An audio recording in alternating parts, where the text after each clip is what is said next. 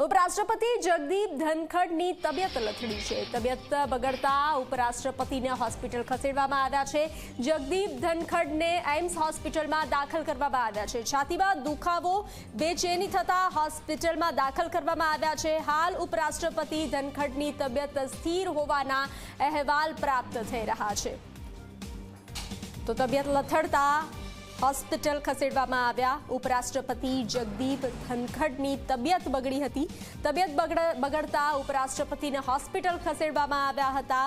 તેઓને એમ્સ હોસ્પિટલમાં દાખલ કરવામાં આવ્યા છે। છાતીમાં દુખાવો અને બેચેની થતા તેઓને તાત્કાલિક હોસ્પિટલ ખસેડવામાં આવ્યા હતા। હાલ ઉપરાષ્ટ્રપતિની તબિયત સ્થિર હોવાના અહેવાલ પ્રાપ્ત થઈ રહ્યા છે। ઉપરાષ્ટ્રપતિ જગદીપ ધનખડની તબિયત બગડી હતી। તાત્કાલિક તેઓને એમ્સ હોસ્પિટલમાં દાખલ કરવામાં આવ્યા હતા।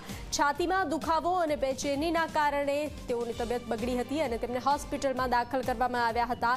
હાલ તેઓની તબિયત સ્થિર હોવાના અહેવાલ મળી રહ્યા છે। તો હાલ આ બુલેટિનમાં આટલું જ। વધુ